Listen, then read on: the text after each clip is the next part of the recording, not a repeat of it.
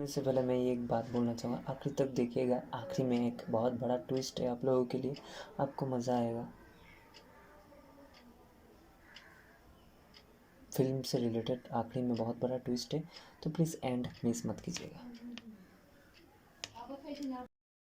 Film की शुरुआत 1942 Bombay police की जीप आती है और बोलती है, सारे बाहर आ जाइए बिल्डिंग से, खाली हाथ। अगर किसी ने कोई भी होशियारी करने की कोशिश की तो पूरी ज़िंदगी जेल में सड़ते रहोगे। बंदूक से गोली निकली एक। बिल्डिंग के अंदर से सब भागते हुए बाहर आने लगे। फिल्म की मेन एक्टर यानी सारा अली खान को दिखाया जाता है। 1930 सूरत, एक स्कूल दिखाई जाती है जहां मास्टर जी नमक बांट रहे थे। बोल रहे थे, सत्याग्रह में ये नमक गांधी जी के कहने पर हमने अपने हाथों से बनाई है। बच्ची पूछती है, गांधी जी ने ऐसा क्यों कहा? बच्ची का नाम उषा था। बच्ची के सवाल से खुश होकर मास्टर जी ने 2 पुटली एक्स्ट्रा नमक दी। मास्टर जी कह रहे थे, असल में अंग्रेज हमसे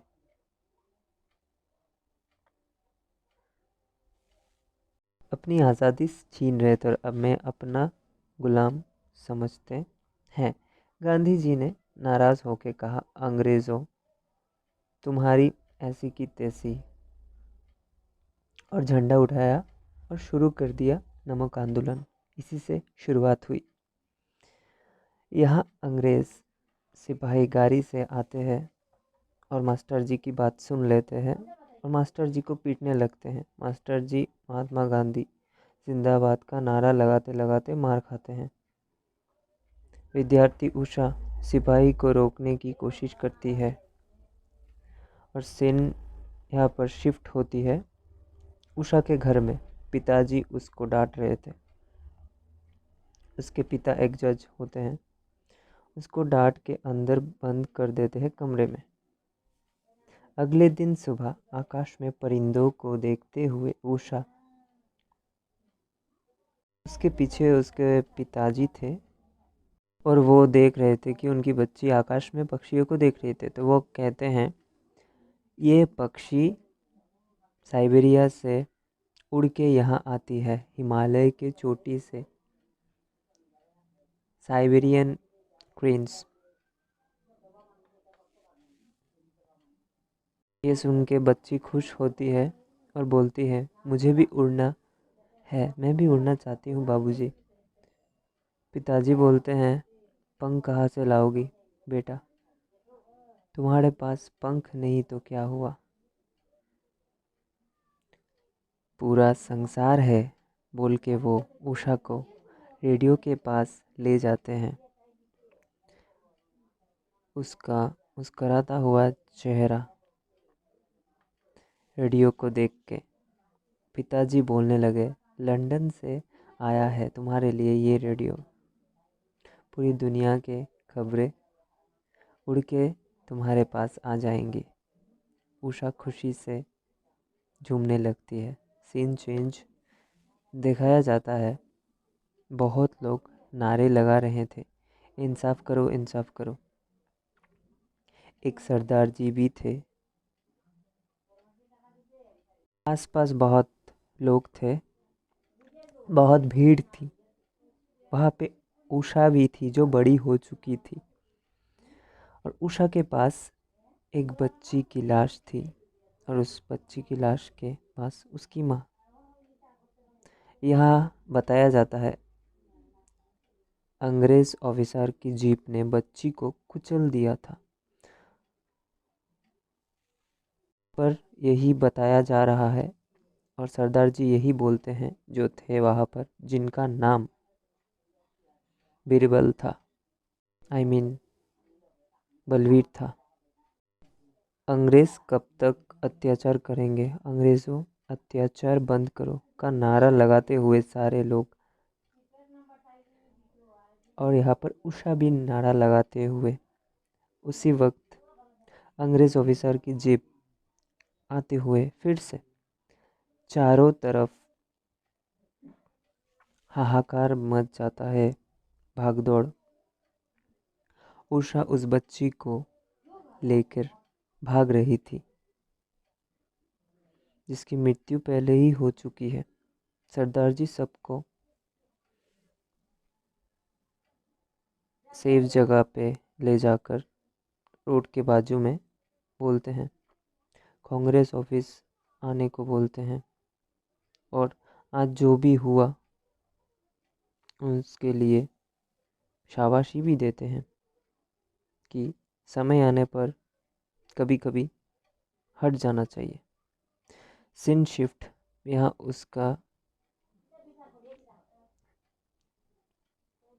उसका बताया जाता है। यह उषा के घर के सीन। दादी पूजा कर रही थी। उषा की दादी पूजा कर रही थी और यहाँ दिखाई दिया जाता है उषा के माँ के फोटो पे हार था। पिता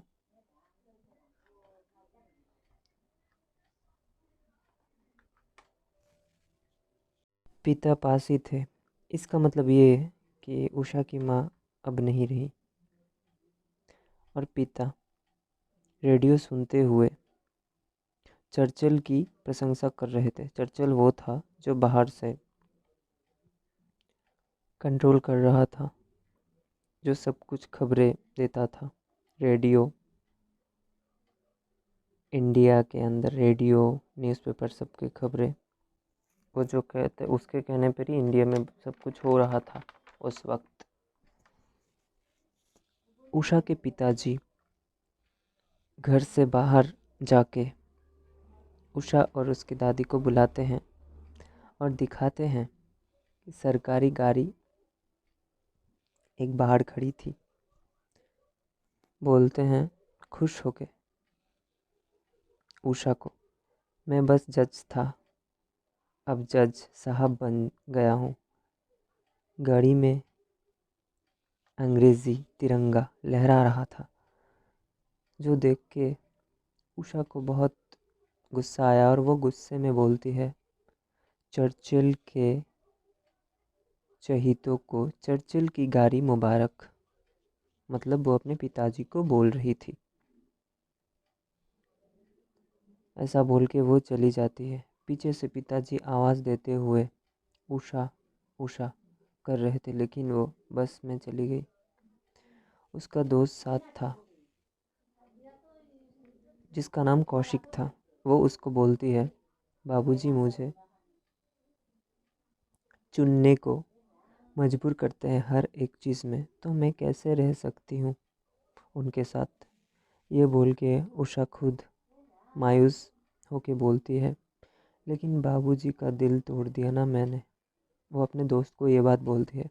उषा का दोस्त उसको साहस देता है और बोलता है, मुझ में इतनी साहस नहीं, इतनी हिम्मत नहीं जितना तुम में है।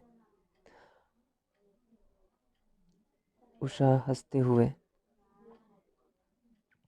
यह सीन कांग्रेस ऑफिस में शिफ्ट होता है, जहां सरदार जी उर्फ बलवीर जी ने कहा था कि कांग्रेस ऑफिस आने के लिए। तो यहाँ पर कांग्रेस ऑफिस में सीन शिफ्ट होता है और वहाँ पर सरदार जी सबको पूछते हैं, कौन आज़ादी के लिए क्या क्या मदद कर सकता है। उषा का दोस्त मतलब कौशिक, जिसके साथ वो बस में थी, उसके पिताजी गहनों के व्यापार करते हैं। तो वो बोला, मेरे पिताजी गहनों के व्यापारी हैं, चंदा जमा करने में मैं मदद कर सकता हूँ आज़ादी के लिए, क्योंकि पैसे तो चाहिए ही होगा। और एक लड़की जो लिटरेचर की स्टूडेंट थी, वो लेखन में मदद करने वाली थी वहाँ पर, जिसका नाम अंतरा था। और एक लड़का जो डॉक्टर की पढ़ाई कर रहा था, वो भी मदद करने के लिए जुड़ गया, जिसका नाम भास्कर था। और एक लड़का जो चलने में असमर्थ था, सही से चलने में असमर्थ था, उसका नाम फहाद था। उससे पूछने पर वो सरदार जी को बोलता है, मैं जान दे सकता हूँ देश के लिए। उषा भी साथ में बोलने लगती है। बहुत अच्छे दोस्त हैं उषा और फहाद, यह हमको समझ में आता है इस फिल्म में। सरदार जी बोलते हुए सबको देश के लिए जान देने की बात करते हैं, क्योंकि यहाँ पर सरदार जी बोलते हैं कि हम जान ले नहीं सकते तो क्या हुआ, दे तो सकते हैं। कब अंग्रेज़ों की कौन सी गोली हमें लग जाए पता नहीं।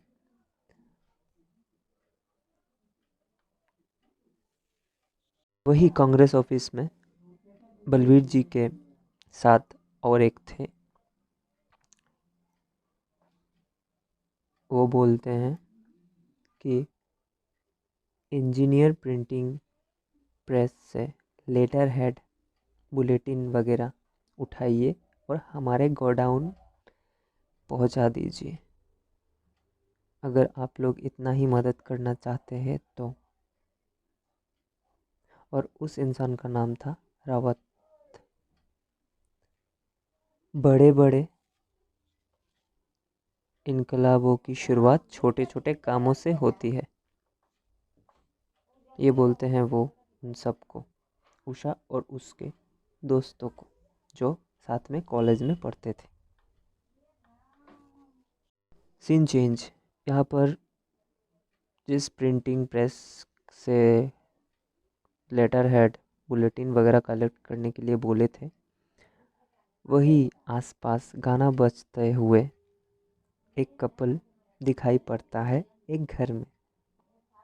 उषा झांक के देखती है, एक कपल डांस कर रहे होते। उषा झांक के देखती है कपल डांस कर रहे होते, तो वो कपल उषा को देख लेते हैं और अंदर बुलाते हैं। उषा के पीछे उसके दोस्त भी आते हैं, कौशिक, फहाद और बाकी दोस्त। यहाँ पर गाना बजते हुए हंसी मजाक करते हुए उषा और कौशिक डांस करते हैं। कपल के कहने पर वो डांस करते हुए उषा के नज़र में एक टूटा फूटा रेडियो आता है, तो वो उस कपल को पूछती है कि ये क्या है। तो उस कपल में लड़के का नाम फिरदौस इंजीनियर था और लड़की का नाम जूली था। तो फिरदौस इंजीनियर उषा को बोलता है कि ये अंग्रेज़ों ने प्राइवेट रेडियो बंद कर दिया है, बैन कर दिया है, तो ये मेरा म्यूज़िक स्टेशन का एक टूटा फूटा ऐसा हंसी मजाक चलता है।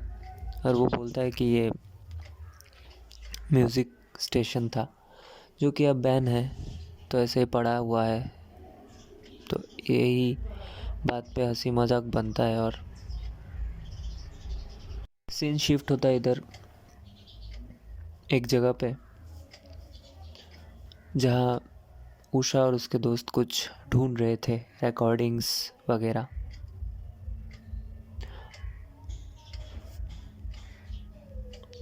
पत्रिका कुछ ढूंढ रहे थे।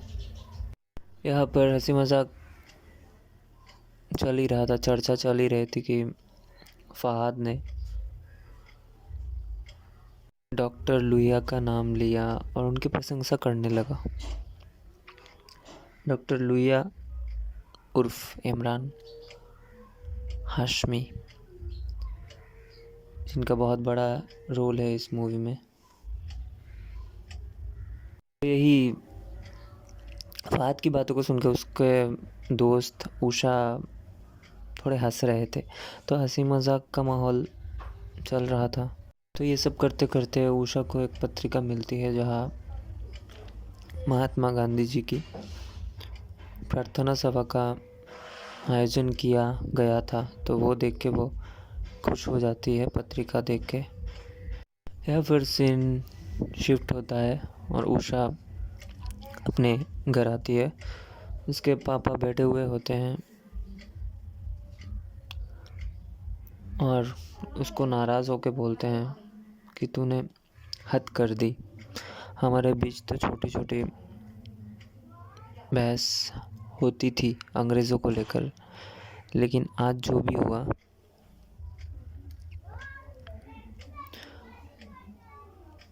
उषा के पिताजी उषा को बोलते हैं कि गाड़ी ज़रूर अंग्रेज़ों ने दी है मुझे, लेकिन वो मेरी अपनी उपलब्धि है। अंग्रेज़ जानते हैं अंग्रेज़ों ने मुझे दी है, पर मैंने वो कमाई है अपनी मेहनत से, अपने परिवार के लिए। अंग्रेज़ समझते हैं खुददारी को, ऐसा उसके पिता उषा को बोलते हैं। इतने भी बुरे नहीं हैं अंग्रेज़। उषा बोलती है गुस्से में, अगर बात यहाँ पर आ ही गई है तो चलिए इस पे बात कर ही लेते हैं। तो वो अपने पिताजी को बोलती है, जितने भी बहाने बना लीजिए, सच तो यही है, अंग्रेज़ जालिम है, आतंकी है। मेरे मन में उनके लिए नफ़रत के अलावा कुछ भी नहीं है। ऐसा उषा अपने पिताजी को बोलती है अंग्रेज़ों के बारे में। तो उसके पिता उषा को बोलते हैं, उस गांधी ने सबको पागल कर दिया है। क्या देश की जिम्मेदारी ही सिर्फ जिम्मेदारी है? अपने पिता परिवार की जिम्मेदारी नहीं है? 15 साल की पढ़ाई में तू 14 बार फर्स्ट आई है, जो चाहे बन सकती है। उनके चक्कर में अपनी ज़िंदगी बर्बाद मत करो, ऐसा उषा के पिता उषा को बोलते हैं। पर उषा ये सब सुनने के बाद अपने पिताजी को पूछती है कि दिल पे हाथ रख के बोलिए, क्या सच में आपको आज़ादी नहीं चाहिए? तो उसके पिताजी उसको बोलते हैं, कौन चलाएगा ये देश? रास्ते पे चलने वाले लोग, अंग्रेज़ नहीं तो और कौन, वही चला सकते हैं देश, ऐसा उसके पिता उषा को बोलते हैं। तो उषा इसके जवाब में बोलती है, अपने खुद के देश को लेकर आपकी सोच इतनी घटिया है, इसको कहते हैं गुलामी। अंग्रेज़ों ने ना हमसे सोचने समझने की शक्ति छीन ली है, इसलिए आप कहते हैं अंग्रेज़ नहीं तो कौन, ऐसा उषा अपने पिताजी को बोलती है। हम करोड़ों देशवासी चलाएंगे अपना देश, उखाड़ फेंकेंगे उन लोगों को जिनको लगता है कि वो देश संभाल सकते हैं, ऐसा उषा अपने पिताजी को बोलती है गुस्से में। ऐसा सुन के उषा के पिता थोड़े आश्चर्यचकित हो जाते हैं और उससे पूछते हैं, तू कर रही है ना कांग्रेसों के साथ काम, इसीलिए ये सब सच फूट फूट के तेरे अंदर से बाहर निकल रही है? उषा ज़ोर से बोलती है, हाँ, ये मेरे अंदर की आग है जो फूट फूट के निकल रही है, पर मैं लाचार हूँ पिताजी आपके प्यार के आगे। आपका प्यार मेरे लिए बेड़िया है बाबूजी। तो उसके पिताजी भावुक होके उषा को बोलते हैं, मेरी कसम खा के बोल, तेरा कांग्रेस की गतिविधियों से कोई लेना देना नहीं है, कोई ताल्लुक नहीं है। तो उषा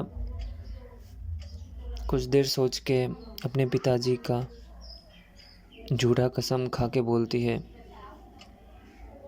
मेरा कोई लेना देना नहीं है।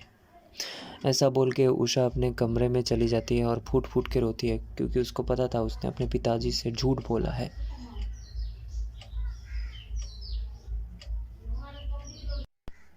उषा के इस झूठ से उसके पिताजी खुश हुए और उनके दिल को सुकून मिला, बट उषा को पता था कि उसने झूठी कसम खाई है अपने पिता की, एक ना एक दिन उनको पता चलना ही है।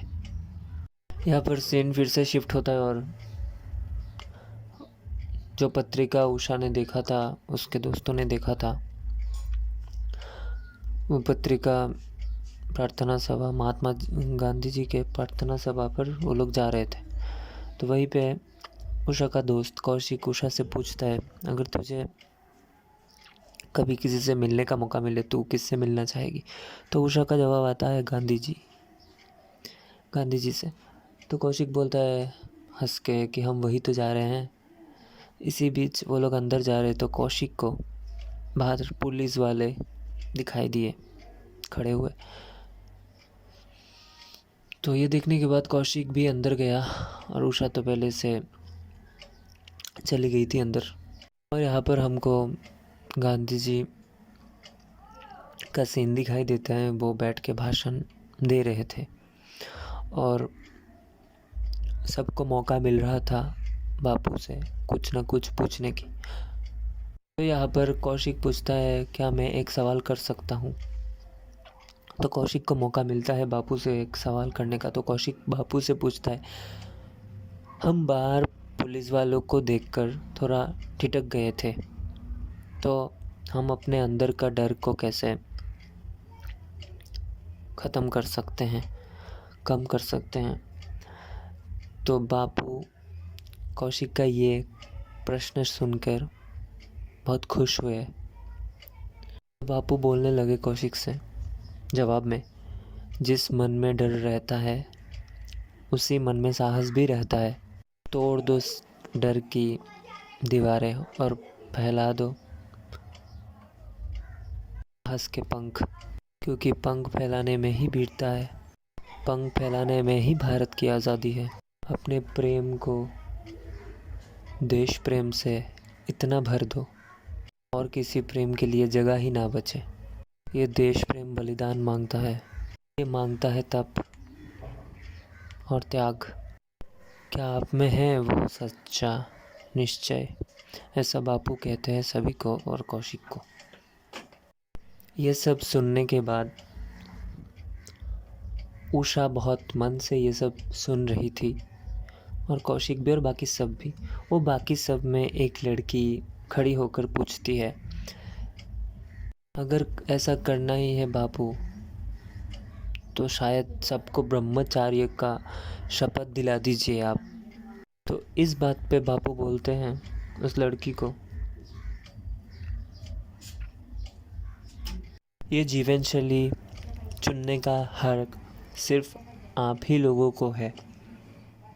वो लड़की बोलती है उन सभी से, बाहर रहने वाले सभी से, जिन जिन को ब्रह्मचार्य शपथ लेना है वो खड़े हो जाए और शपथ ले ले। तो वहीं पे बहुत लोग खड़े हो रहे थे, शपथ लेने की तैयारी कर रहे थे।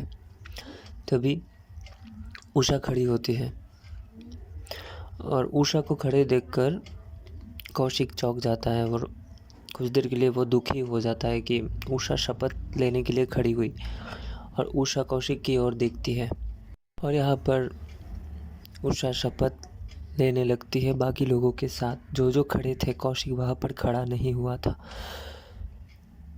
मैं ईश्वर को साक्षी मानकर अपने शरीर, आत्मा, इंद्रियों, मन, देश पर न्योछावर करने के लिए ब्रह्मचार्य की शपथ लेती हूँ। जय हिंद। ये शपथ सुनकर कौशिक के आंखों में आंसू आते हैं और वो बाहर चला जाता है। कौशिक को बाहर जाते हुए देख के उषा भी उसके पीछे भाग के जाती है और बोलती है, कौशिक से उषा बोलती है बाहर जाने के बाद, तुमने मेरे साथ शपथ व्रत क्यों नहीं लिया? यहाँ पर कौशिक रो के बोलता है उषा को, तुमने इतना बड़ा फैसला हम दोनों के लिए अकेले ले लिया है और तुम मुझे उल्टा दोष दे रही हो कि मैंने नहीं लिया शपथ। तो यहाँ पर उषा कौशिक को बोलती है, आज तक सब आसान था तो तुम मेरे साथ थे, जैसे ही आज बात बलिदान की आई तो तुम पीछे हट गए। यहाँ पर रो तुम रहे हो और पीड़ा सबसे ज़्यादा मन में मुझे हो रही है, क्योंकि मुझे लगा कि तुम भी मेरे साथ शपथ प्रण लोगे और तुम पीछे हट गए।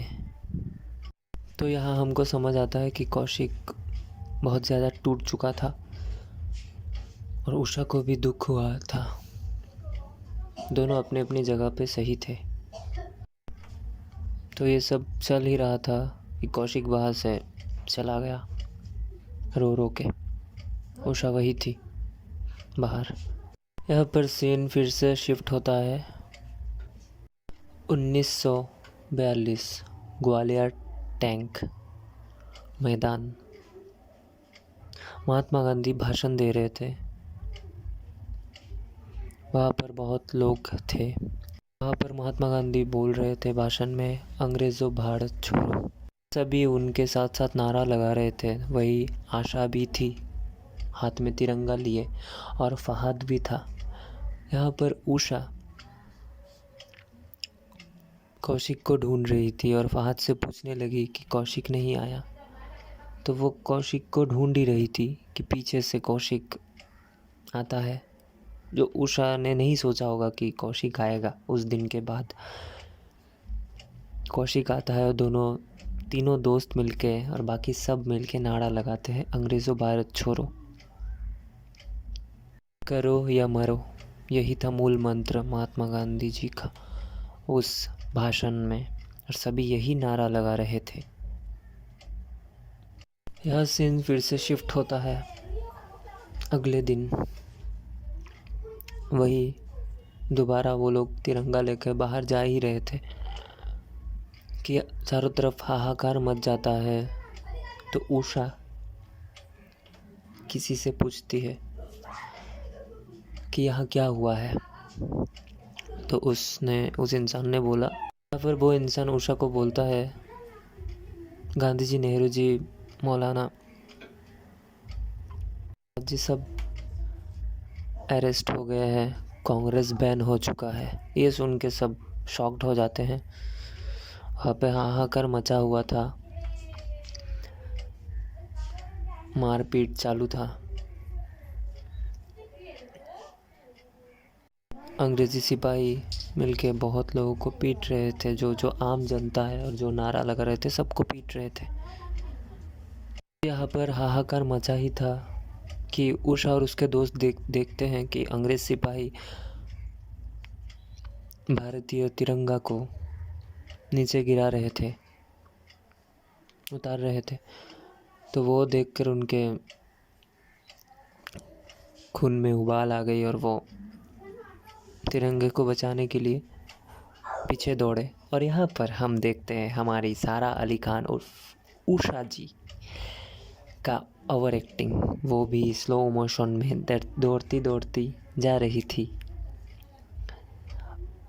और उसके दोस्त भी पीछे जा रहे थे। तो उसके दोस्तों को भी अंग्रेज सिपाही पीटने लगे और उषा करो या मरो का नारा लगाते हुए तिरंगे की तरफ जा ही रही थी कि उसके पैर में अंग्रेज सिपाही ने लाठी मारा और वो नीचे गिर गई। फिर 2-3 बार वो उठी, फिर चेष्टा की, बट कोई फ़ायदा नहीं हुआ। फिर अंग्रेज़ सिपाही ने उसके सर में मारी और वो कुछ देर के लिए बेहोश हो गई। ये सीन मिस मत करना भाई लोग, अगर आप देखोगे फिल्म तो, क्योंकि यहाँ पर सारा अली जी खान का ओवर एक्टिंग बहुत गंदा वाला दिखेगा। यहाँ पर फिर से सीन शिफ्ट होता है। बाहर बारिश हो रही थी और पता नहीं कैसे हमारी ओवर एक्टिंग क्वीन सारा अली खान उर्फ उषा घर में आ चुकी थी। तो उसके बुआ उसको पूछते, तू ग्वालियर टैंक गई थी, तो अंग्रेज़ तुझे ज़िंदा नहीं छोड़ेंगे, वगैरह वगैरह। जालिम है ये अंग्रेज़, तुझे ज़िंदा नहीं छोड़ेंगे। यहाँ पे घर पे रेडियो चल रहा था। जहाँ तक कि आपको पता है कि उषा के घर में रेडियो था, बचपन में उसके पिताजी लाए थे, तो वो चल रहा था। उषा का दिमाग पहले से ही ख़राब था, तो उठ के वो रेडियो जाके बंद कर देती है। उसके पिताजी सुन रहे थे। ये बोलती है कि सर दर्द हो रहा है पिताजी, बोल के रेडियो बंद कर देती है। वही रेडियो बंद करने के कुछ सेकंड्स बाद उसके दिमाग में एक चीज़ आती है, रेडियो की तरफ वो देखती है। यहाँ से सीन शिफ्ट होता है और सभी दोस्त एक साथ मिलते हैं और वहाँ से फहद, जो ठीक से चल नहीं पाता था, वो बोलता है, वहाँ पे उषा भी थे। फहद तो बोल ही रहा था, कौशिक था, भास्कर था जो डॉक्टर की पढ़ाई कर रहा था, और वो लड़की थी जो लिटरेचर स्टूडेंट थी, सभी वहाँ थे। तो वो लोग बात कर रहे थे। फहद वहाँ पे बोलता है, जो कहानी के पहले शुरुआत में जो सरदार जी आए थे, बलवीर जी, तो उनके बारे में और सबके बारे में बात करता है कि कांग्रेस तो बैन हो चुका है। तो ऑफिस में गए थे, फहद बोलता है ऑफिस में गया था, तो वहाँ पर ताला लगा हुआ था, सभी शायद अंडरग्राउंड हो गए हैं। तो हमको क्या करना चाहिए जिससे आम जनता जागरूक हो। तो वहीं पे हमारी ओवर एक्टिंग क्वीन सारा अली खान उषा के दिमाग में आइडिया आता है रेडियो, क्योंकि प्राइवेट रेडियो स्टेशन, क्योंकि जो रेडियो में खबरें आ रही थी, समाचार में, पत्रिकाओं में खबरें आ रही थी, वो सारी अंग्रेज़ सिपाही जैसा चाहते थे, अंग्रेज़ जैसा चाहते थे वैसा ही हो रहा था। सच्चाई आम जनता के कानों में नहीं आ रही थी। तो यही प्लान था कि हम एक रेडियो स्टेशन बनाएंगे। तो बात यह थी कि कहाँ से। यहाँ पर बहुतों को जेल में बंद करके रखा था, तो ये बात आम जनता तक पहुँचानी ज़रूरी थी, यहाँ तक बच्चों को भी। तो इसीलिए रेडियो ही एक ऐसा था जिससे आम जनता को सच्ची खबरें मिल सकती थी। हालांकि रेडियो बैन थी, प्राइवेट रेडियो स्टेशन बैन थे, तो यही सोच रहे थे कि कैसे करना है। ये सब सुन के उनका एक दोस्त जो डॉक्टर की पढ़ाई कर रहा था वो बोल रहा है हंस के, क्या आज सूर्य पश्चिम की तरफ निकला है। उषा और फहद एक ही बात कर रहे हैं। तो यहाँ पर उषा भास्कर को बोलती है, फहद और मेरा सपना एक ही है, आज़ादी। इस मोमेंट पे फिर से हम देखते हैं हमारी सारा अली खान और उषा की ओवर एक्टिंग। सबको, आम जनता को जगाना है, साहस देना है। असली मुद्दा यही है कि साहस देना है आम जनता को। इसलिए रेडियो का नाम भी सोचना था और कहाँ से क्या होगा वो भी सोचना था। तो यहाँ पर इनको याद आता है जहाँ वो गए थे पहली बार, इंजीनियर प्रिंटिंग, वहाँ पे एक कपल मिला था, फिरदौस इंजीनियर और उसकी बीवी जूली। तो वहाँ पर एक टूटा फूटा रेडियो था। तो वहाँ पर उनको याद आता है कि वहीं से कुछ होगा। तो वो नाम लेती है फिरदौस इंजीनियर का। अब ये सोचना बाकी था कि कैसे करना है, वो तो बात करके ही पता चलता। तो इससे पहले उन्होंने नाम सोच दिया था रेडियो स्टेशन का। तो हमारी सारा अली खान बोली, उर्फ उषा बोली, कांग्रेस रेडियो रखते हैं नाम। तो सबको अच्छा लगा। अभी सीन यहाँ पर शिफ्ट होता है। उषा और उसके दोस्त जाते हैं वो फिरदौस इंजीनियर के घर पे, जहाँ वही गाना चल रहा था जो पहले चल रहा था उनके घर में, जूलिया ओ जूलिया, ऐसा गाना चल रहा था। तो मैं क्या बोलूँ, हंस भी नहीं पा रहा। तो ऐसा चल रहा था। बात करने के लिए गए कि क्या हो सकता है, क्या चाहिए क्या नहीं चाहिए। तो ये रेडियो के बारे में बात करने गए थे। हालांकि ये रेडियो बंद था, प्राइवेट, सब कुछ अंग्रेज़ों ने बंद करके रखा था। तो यहाँ पर उषा का ये कहना था, हम खोलेंगे अपना रेडियो स्टेशन। अगर वो चर्चित मीन्स जो पहले सीन में उषा के पिताजी किसी की तारीफ़ कर रहे थे, चर्चित, तो वो अगर कंट्रोल कर सकता है, गलत खबरें दे सकता है देशवासियों को, तो हम अपने प्राइवेट रेडियो स्टेशन से सबको सही खबरें देंगे। तो उसके दोस्त जो भास्कर और अनीता थे, वो लड़की लिटरेचर की स्टूडेंट, वो बोलते हैं कि तुम तीनों मरवाओगे, फांसी पे चढ़ाओगे, प्राइवेट रेडियो स्टेशन बैन है। तो वो दोनों वहीं से तुरंत चले जाते हैं, भास्कर और अनीता, जो कि नहीं चाहते थे कि ऐसा हो, वो फंस सकते थे। तो अभी बचे 3, फहद, उषा और कौशिक। तो तीनों सोचते हैं कि चलो अभी सोच ही लिया है इतना अच्छा चीज़, और संपर्क करना ज़रूरी है आम जनता से। तो रेडियो ही एक साधन है जो कि बैन था। फिर तो उस इंजीनियर से बात करके देखते हैं कि क्या होता है। यहाँ पर तीनों दोस्त चले जाते हैं, जहाँ कि चले गए थे इंजीनियर के घर पे। तो वहाँ पर म्यूज़िक वगैरह चल रहा था, गाना चल रहा था, वही पुराना सॉन्ग, जहाँ कि आप लोगों को पता है चल रहा था। तो वहाँ पर बैठते हैं तो वहाँ पे चाय वगैरह एक नौकर आके देता है। तो वो लोग बात कर ही रहे थे इन सब के चीज़ों के बारे में। उषा बता रही थी फिरदौस इंजीनियर को। तो फिरदौस इंजीनियर बोला कि मरना है क्या, मतलब फांसी हो सकती है हम लोगों को, ये बैन है, और जो डिवाइस चाहिए वो ट्रांसमीटर चाहिए वो भी नहीं मिलेगा, तो कैसे क्या कर सकते हैं। तब जाके फिरदौस इंजीनियर की वाइफ बोलती है उषा को कि कितने पैसे दे सकती हो। तभी फिरदौस इंजीनियर बोलता है हाँ मेरा भी यही क्वेश्चन था, अगर हो सके तो, अगर ऐसा हो तो तुम क्या दे सकती हो। तो उषा बोलती है क्या चाहिए आपको। तो यहाँ पर फिरदौस इंजीनियर बोलता है 1 किलो सोना। उस ज़माने में 1 किलो सोना करीब 4,000 रुपये। तो यहाँ पर कौशिक बोलता है कि 4,000 रुपये, क्योंकि वो उसके पिताजी गहनों के व्यापारी थे तो उसको पता था भाव। तो बोलता है 4,000 रुपये। तो वहाँ पर सबको नहीं लगा कि मान जाएगी उषा, क्योंकि 4,000 रुपये बहुत होते हैं। तो उषा मान गई। उषा मान तो गई।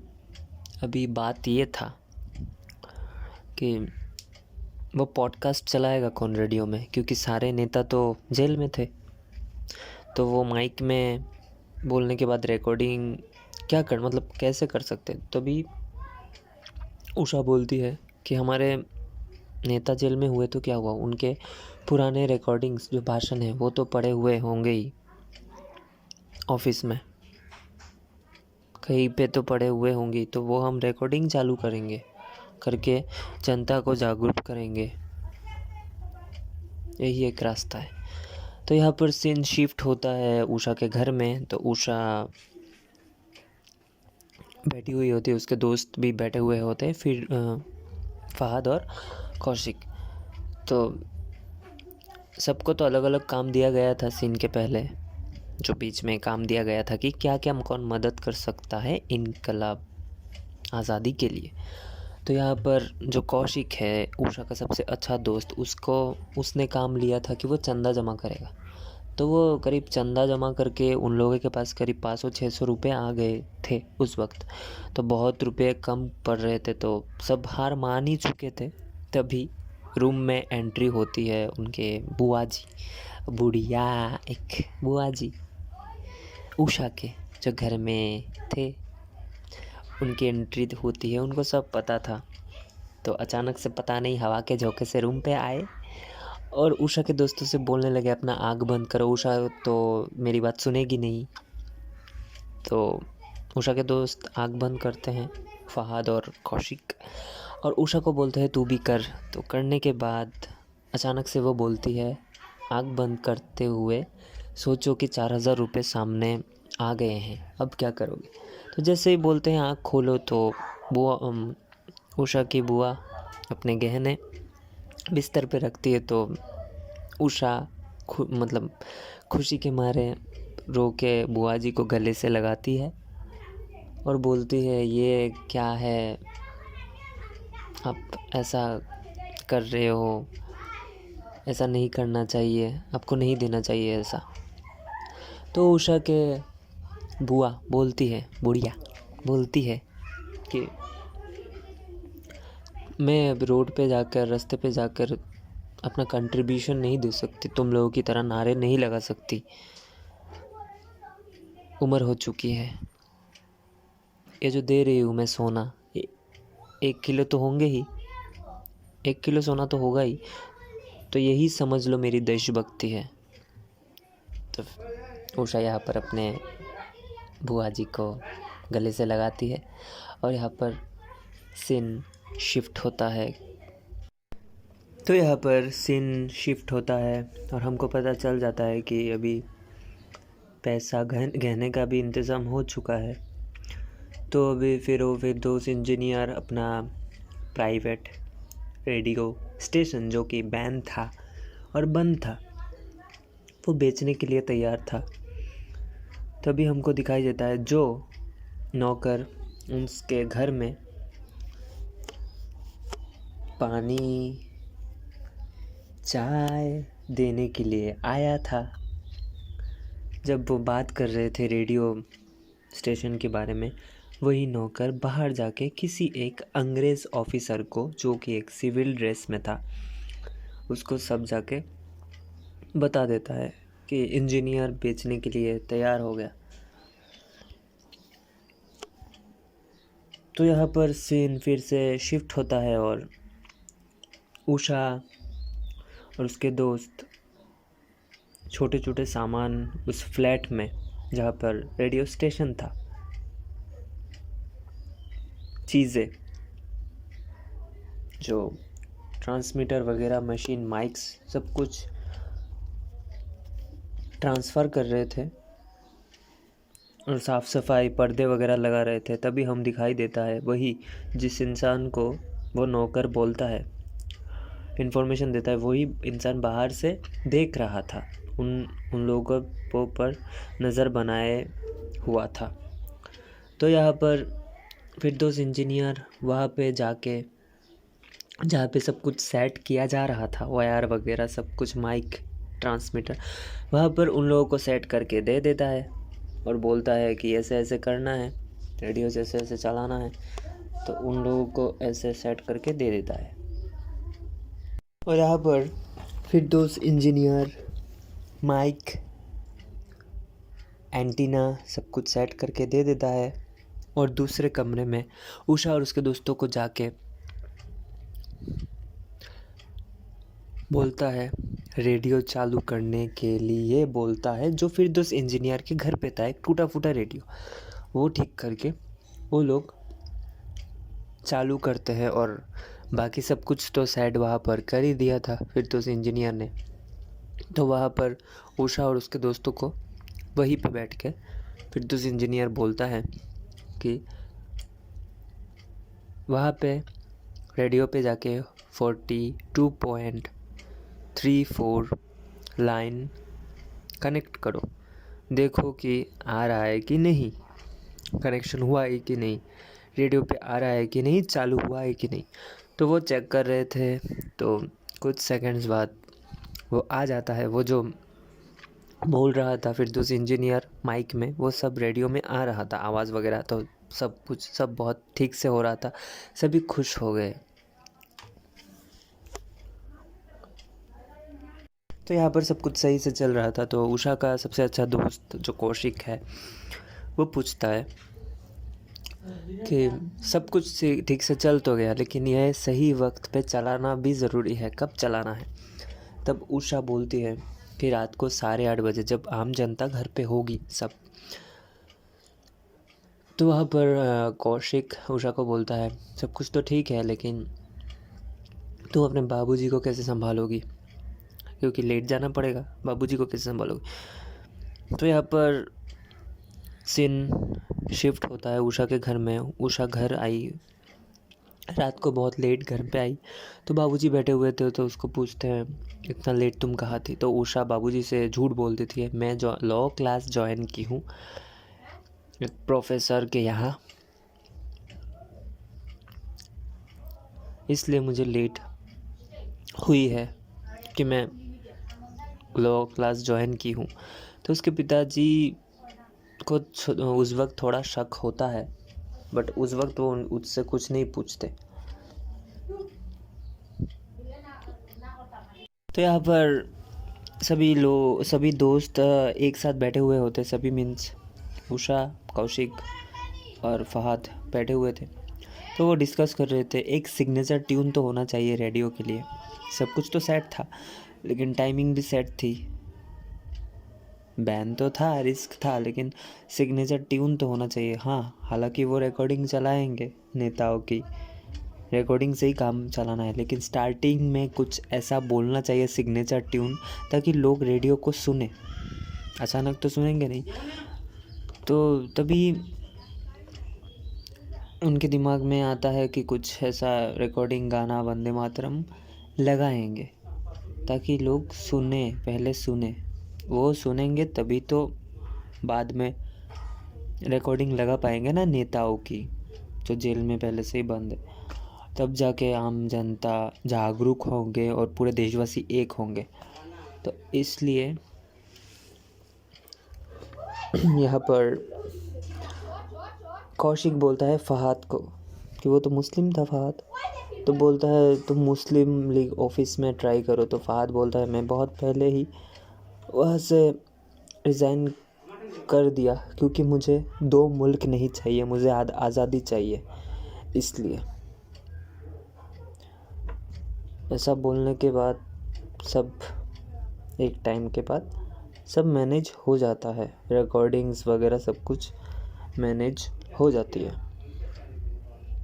तो यहाँ पे रात के 8:30 बज जाते हैं और सब कुछ प्लान के हिसाब से हो ही रहा था। तभी रिकॉर्डिंग चालू होता है सारे जहाँ से अच्छा। तो फहाद कौशिक बोलता है उषा कुछ मज़ा नहीं आ रहा, स्टार्टिंग में कुछ सिग्नेचर ट्यून कुछ ऐसा बोलो ताकि लोग सुने। तभी उषा बोलती है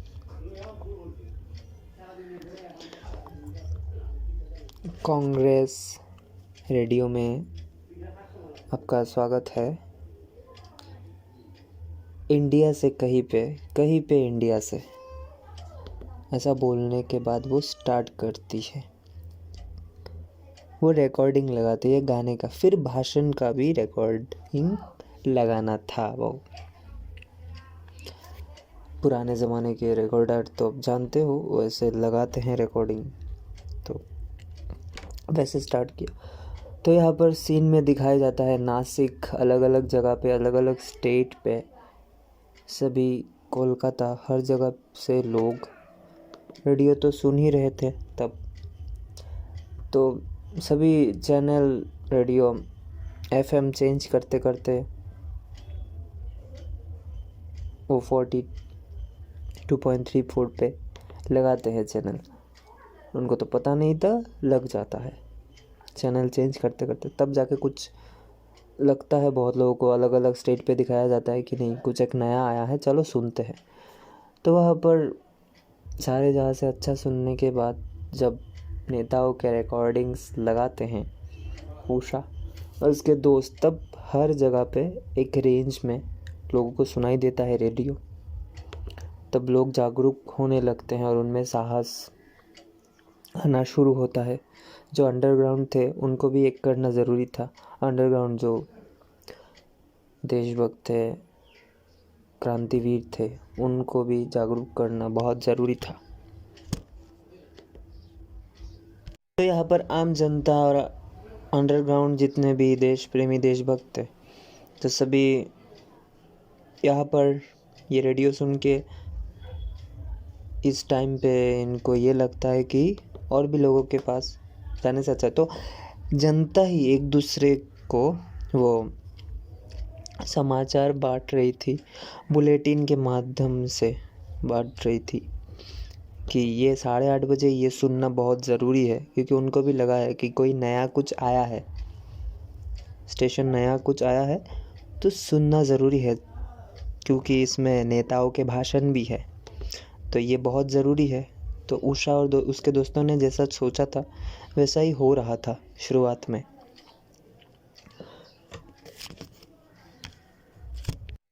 तभी यहाँ पर सीन शिफ्ट होता है और ऑल इंडिया रेडियो में ऑफिसर्स बैठे हुए थे ऑफिशियली। अंग्रेज़ों को पता चल जाता है कि कोई एक नया स्टेशन एक्टिव हुआ है। लोकेशन पता नहीं थी बट 42.34 वो पता चल गया था, लाइन पता चल गई थी 42.34 का है लाइन कनेक्ट, लेकिन वो एड्रेस पता नहीं था उन लोगों को, लोकेशन ट्रेस नहीं हुआ। तो अंग्रेज़ों को पता लग गया था कि कुछ एक नया आया है जिसको बंद करना बहुत ज़रूरी है। तो हेड ऑफ डिपार्टमेंट जो ऊपर बैठे हुए थे अंग्रेज़ ऑफिसर, तो उधर से ऑर्डर आया कि कहीं से भी ढूंढ निकालो ये कहाँ है, किस जगह पे है, और इसको ख़त्म कर दो। उस रेडियो एफएम रेडियो को ख़त्म कर दो। 42.34 जो कांग्रेस रेडियो है उसको ख़त्म कर दो। तो ये ऑर्डर मिल चुका था, तो जगह जगह पे ऑफिसर्स एक्टिव हो गए थे। पहले सीन में जो दिखाया गया है कि गोली चल रही थी एक बिल्डिंग से सबको निकालने के बारे में। वहाँ पे जिस ऑफिसर को दिखाया गया है वही ऑफिसर भी, वो ऑफिसर को भी बुलाया गया और उसको भी बोला गया कि ढूंढो। तो यहाँ पर सीन दिखाया जाता है एक शिप से लोकेशन पता करने की कोशिश की जाती है कैलकुलेशन के माध्यम से कि कहाँ से फ्रीक्वेंसी आ रही है। यहाँ पर सीन दिखाया जाता है उषा अपने दोस्तों को बोल रही थी उसी रात कि किसी ने सुना भी होगा क्या हम जो किए। तो उनको पता नहीं था कि लाखों लोग सुन चुके थे उस वक्त। फिर भी वो अंदर ही अंदर खुश थे कि सुने तो होंगे लोग। उषा भी खुश थी। पर सीन शिफ्ट होता है और दिखाया जाता है कि बुलेटिन वगैरह दीवार में चिपकाई जा रही है और यहाँ पर कांग्रेस सिपाही जीप लेके आते हैं और सबको पीटने लगते हैं। फिर से पीटने लगते हैं। इस मूवी में सिर्फ पीटना ही पीटना है और ओवर एक्टिंग ही ओवर एक्टिंग है, क्या ही बोले। अरे देशभक्ति कहाँ है, बट फिर भी चलो। तो ये सब दिखाया गया है कि अंग्रेज सिपाही फिर से आते हैं, बुलेटिन वगैरह चिपकाने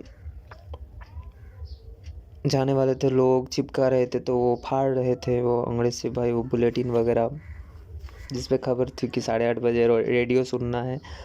कांग्रेस रेडियो 42.34।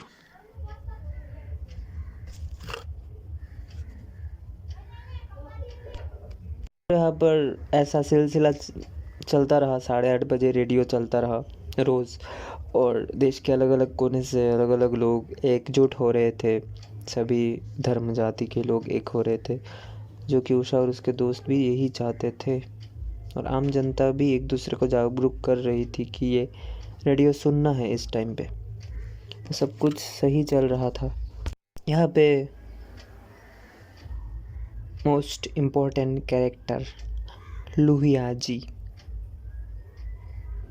उर्फ इमरान हाशमी जो कैरेक्टर निभा रहे थे लोहिया जी, डॉक्टर लोहिया जी,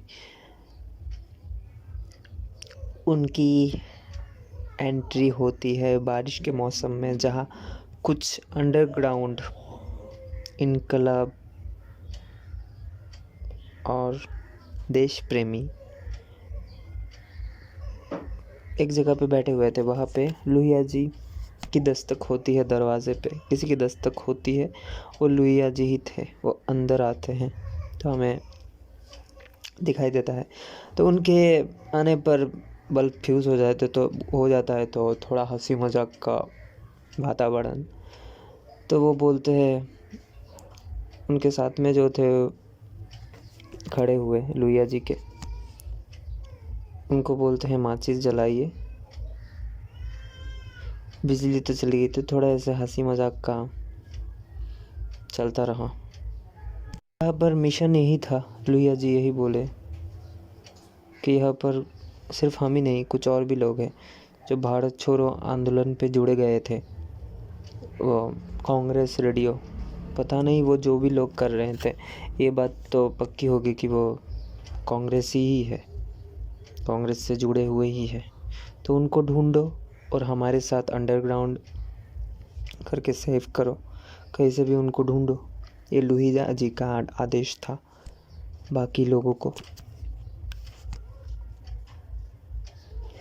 तो लोहिया जी बोलते हैं, यहाँ पर सबसे बड़ा हथियार हमारा ये अंग्रेज़ों के खिलाफ ये रेडियो ही चल सकता है, जो कुछ लोग मिल के चला रहे हैं। तो उनको ढूंढो और हमारे साथ अंडरग्राउंड मूवमेंट में उनको एक साथ कर लो, अंडरग्राउंड मूवमेंट से उनको मिला दो, उनको एक साथ कर दो।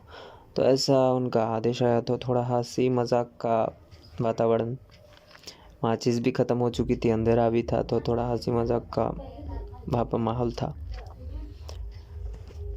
वहाँ पर माचिस भी बुझ चुकी थी जहाँ तक हंसी मजाक चल ही रहा था, तो लुइया जी बोले माचिस भी बुझ गई मेरे आते ही, मतलब बल्ब भी फ्यूज़ हो गया, तो कैसे लाएंगे हम क्रांति। यहाँ पर माचिस भी नहीं है, बल्ब भी फ्यूज़ है। तो ये हंसी मजाक करते हुए लुइया जी बोले उसके बाद कि हमारे दिल में जो इनकलाब देशभक्ति की जो आग है वो हम नहीं बुझाएंगे, चाहे जितना भी अंधेरा हो जाए।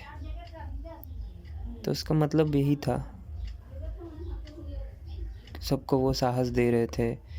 हंसी मजाक पहले शुरू किया और फिर असल मुद्दे में आए, साहस दे रहे थे सबको।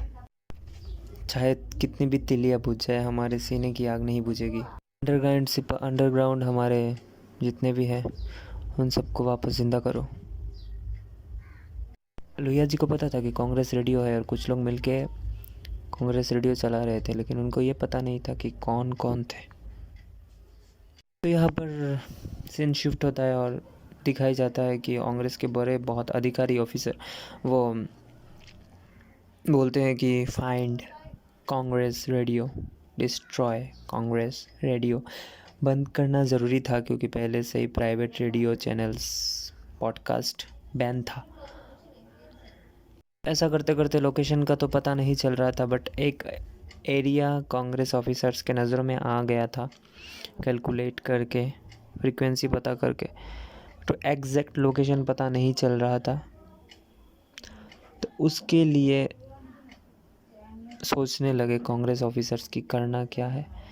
तभी वो पहले सीन में जो ऑफिसर चश्मिश ऑफिसर था उसको बुलाया जाता है ऑफिस में और उसको बोला जाता है फिर से कि ढूंढे, कुछ करे। बहुत शातिर था वो, इसलिए अंग्रेज़ों को ढूंढने में परेशानी इसलिए हो रही थी उस वक्त क्योंकि उस वक्त टेक्नोलॉजी इतनी भी अच्छी नहीं थी, तो ढूंढने में वक्त लग रहा था। और जो ऊपर के अधिकारी बैठे हुए थे अंग्रेज़ ऑफिसर्स, तो उनको बहुत जल्दी थी कि ये बहुत जल्दी बंद हो जाए, क्योंकि बाद में बहुत प्रॉब्लम हो सकती है, बहुत ज़्यादा। कुछ दिन में रेडियो चलता रहा, तो इतने दिन में सब कुछ फ्रीक्वेंसी वगैरह पता करके उनको लोकेशन पता चल जाता है। एग्जैक्ट लोकेशन तो पता अभी तक नहीं चला, लेकिन एरिया पता चल जाती है, स्टेट पता चल जाती है, सब पता चल जाता है कि बॉम्बे में है, बट एग्जैक्ट कहाँ है वो पता नहीं था। बॉम्बे में है तो वो ढूंढने लगते हैं, लेकिन बात यहाँ पर रेडियो की हो रही है। कहीं पे तो सेट था सब कुछ, तो उसको पकड़ने के लिए, उस चीज़ को पकड़ने के लिए एक चीज़ चाहिए, डिवाइस चाहिए। उसको भी पकड़ने के लिए एक डिवाइस चाहिए।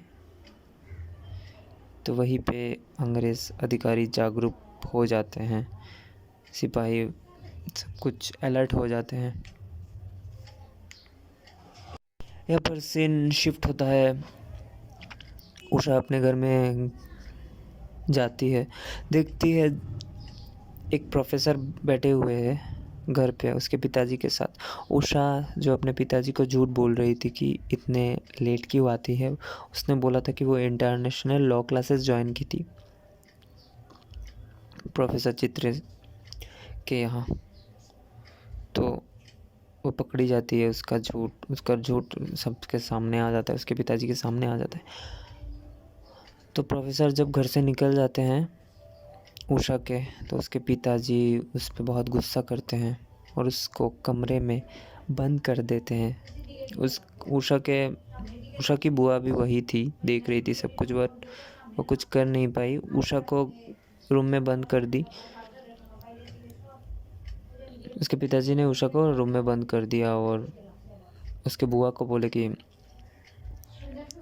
इसका खाना पीना यहीं पे दो, कुछ होए तो यही हो, बाहर जाना बंद। तो यहाँ पर सीन फिर से सुबह हो जाती है। सुबह होने के बाद दिखाई देता है कि उषा के पिताजी बैठे हुए थे, कहीं पे उनकी नज़र जाती है तो देखते हैं कि ऊपर का कुछ ऐसा वेंटिलेटर टाइप का कुछ था, ऐसा खुला हुआ था।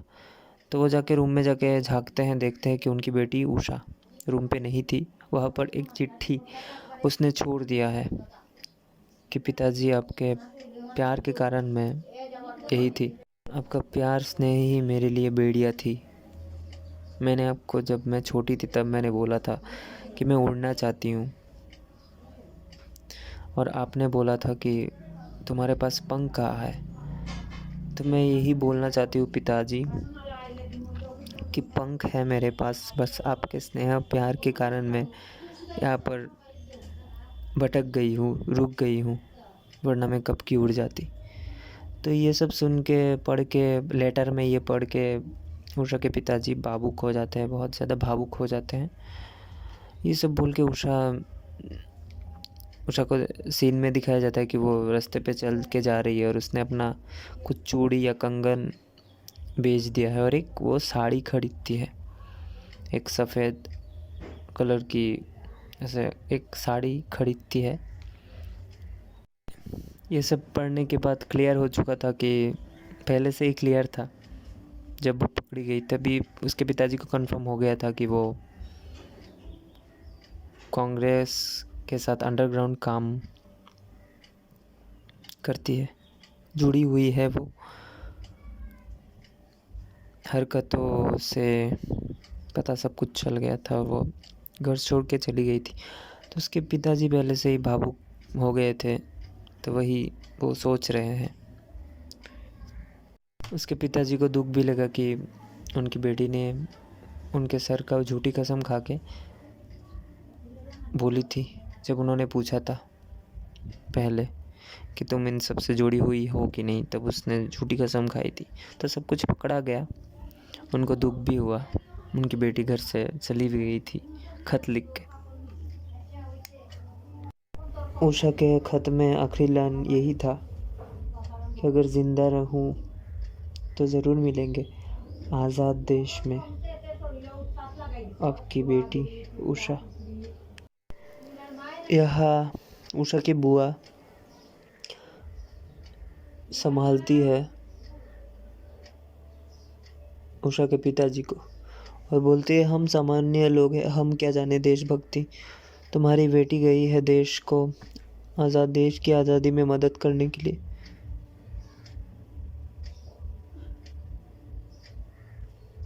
अगर नहीं भी लौटी तब भी शहीद कहलाएगी तुम्हारी बच्ची, हमारी बच्ची उषा। सुन के उषा के पिता और ज़्यादा भावुक हो जाते हैं।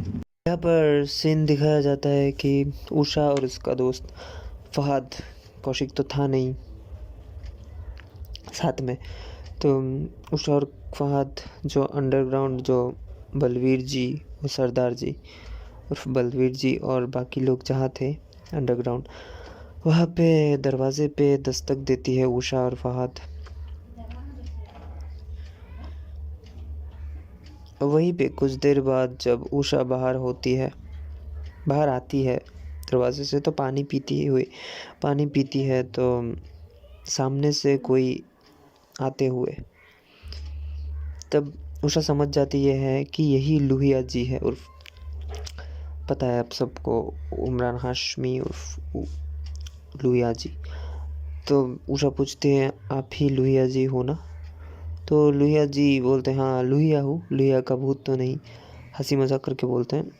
तो उनको ये पता नहीं था, कांग्रेस रेडियो के बारे में उनको पता था। उनको क्या, सबको ही पता था, जो अंडरग्राउंड थे बहुतों को पता था, लेकिन उन सबको ये पता नहीं था कि यही उषा और उषा के दोस्त चला रहे थे ये कांग्रेस रेडियो छिप के। तो जब उषा उनको बोलती है, हम ही हैं, मैं और मेरे दोस्त ही चला रहे हैं, कॉलेज के दोस्त ही चला रहे हैं कांग्रेस रेडियो, तब लोहिया जी बहुत खुश होते हैं और उनको बहुत अच्छा लगता है ये सुन के। तो वो बहुत प्राउड फील करते हैं और उषा को बोलते हैं, कहाँ है तुम्हारे बाकी दोस्त? तो उषा बोलती है, हाँ गेट के बाहर। तो वहाँ पर आता है फहद, आता है कौशिक भी साथ में था तब आता है, और फहद तो पहले से ही लोहिया जी का बहुत बड़ा भक्ति बोल सकते हैं या बहुत तारीफ करता था। तो वो लोहिया जी को देख के मतलब पागल हो गया था। कि आप ही हो, आपका बहुत बड़ा फ़ैन हूँ ऐसा। तो लोहिया जी बहुत खुश हुए और बोले, हाँ मैं हूँ लोहिया, बट तुम जिस लोहिया की बात कर रहे हो वो मेरा चचेरा भाई है, मैं वो लोहिया नहीं हूँ, उसका छोटा भाई हूँ, वो मेरा चचेरा भाई था है। तो ये सुनने के बाद थोड़ा हंसी मजाक और शांति का माहौल बन जाता है। तो यहाँ पर लोहिया जी उषा और उसके दोस्तों को साथ में आने के लिए बोलते हैं। तो वो जाते हैं। तो यहाँ पर एक नक्शा था, तो बोल रहे थे कि 30-40% लोग तो छू नहीं रहे थे, लेकिन वो कांग्रेस रेडियो, उसका रेंज कम था। एक होता है फ्रीक्वेंसी, रेंज कम था कि पूरा देश नहीं सुन रहा था। तो उसके लिए वो अपने टेक्निकल एक्सपर्ट रावत को बुलाते हैं। वही टेक्निकल एक्सपर्ट जो पहले सीन में जब दोनों को बोल रहा था, मतलब उषा और उसके दोस्तों को बोल रहा था कि यहाँ से जाओ, बुलेटिन और लेटर हेड वगैरह कलेक्ट करो, वही है रावत, जो पहले ही कांग्रेस ऑफिस में मिला था बलवीर जी के साथ। तो उन्हीं को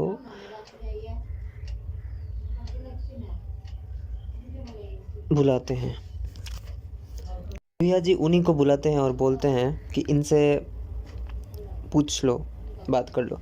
तो रावत जी बोलते हैं उषा और उसके दोस्त को कि रेंज बढ़ाने के लिए, ताकि सब लोग जागरूक हो, कश्मीर से कन्याकुमारी तक पूरा देश जागरूक हो, इसके लिए हमें एक चीज़ चाहिए जिससे हम पूरे देशवासियों को बात सुना पाए, जागरूक कर पाए। और तुम्हारे पॉडकास्ट की साउंड क्वालिटी भी ख़राब है, जो हम माइक का यूज़ नहीं करेंगे, जो रिकॉर्डिंग से पहले बात करते हैं वो इसका यूज़ नहीं करेंगे, रिकॉर्डिंग करेंगे यही से करेंगे। तो उषा सब कुछ बोल देती है, कहाँ से क्या स्टार्ट हुआ क्या नहीं हुआ सब कुछ बोल देती है लोहिया जी को और बाकी लोगों को।